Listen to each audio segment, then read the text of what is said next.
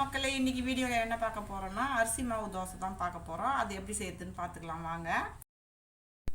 1 cup அரிசி மாவு எடுத்து வச்சிருக்கிறேன், அதை போட்டுக்கலாம்.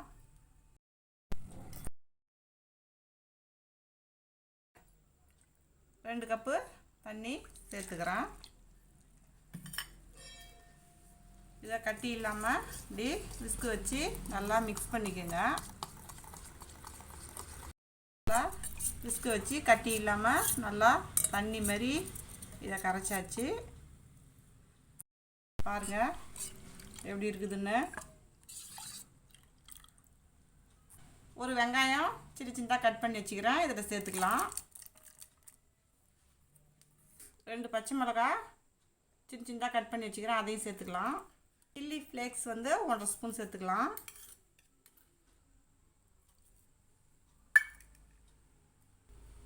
மிளகுத்தூள் 1/2 டீஸ்பூன் சேர்த்துக்கிறேன். ஜீரகம் 1/4 டீஸ்பூன் சேர்த்துக்கிறேன். கொஞ்சமாக பெருங்காயத்தூள் போட்டுக்கிறேன். ஒரு 1/2 கேரட்டை துருவி வச்சுருக்கிறேன், தோல் சீவி, அதையும் இதில் சேர்த்துக்கலாம். கருவேப்பிலை கொத்தமல்லி கிள்ளி வச்சுருக்கிறேன் சின்ன சின்னதாக, அதையும் இதில் சேர்த்துக்கலாம். மாவுக்கு தேவையான உப்பு 1 ஸ்பூன் சேர்த்துக்கிறேன்.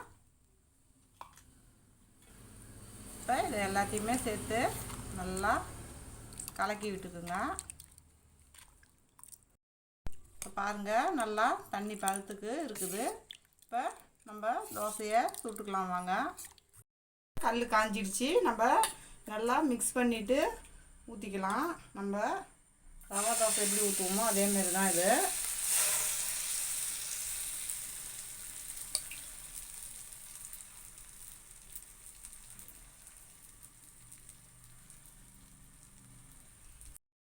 நல்லா ரவுண்டாக நம்ம முன்னே ரவா தோசை இந்தமாரி தான் ஊற்றிருப்போம், அதேமாரி தான் நல்லா தண்ணியாக நம்ம கரைச்சி வச்சுக்கணும்.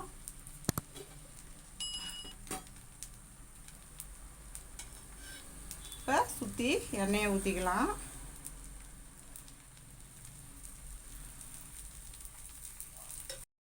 நல்லா வேகட்டும், அப்போ தான் நம்ம திருப்பி போட்டால் சூப்பராக வரும். இன்னும் நல்லா இந்த ஓரம்லாம் நல்லா வேகட்டும். உள்ளெல்லாம் பாருங்கள் இன்னும் வேகாமலே இருக்குது, கொஞ்சம் இதெல்லாம் நல்லா வேகட்டும். இப்போ நல்லா சுற்றி வெந்துருச்சு. இதை பொறுமையாக இப்படி நம்ம தோசை திருப்பியை வச்சு இப்படி லைட்டாக எடுத்து விட்டு திருப்ப வேண்டியது தான். பாருங்கள் எல்லா பக்கமும் ஃபஸ்ட்டு நம்ம திருப்பிக்கணும். இப்படி பாருங்கள் சூப்பராக நம்மளுடைய தோசை பியாச்சு நல்லா வெந்துடுச்சு. இப்போ நம்ம இப்படி திருப்பிக்கலாம்.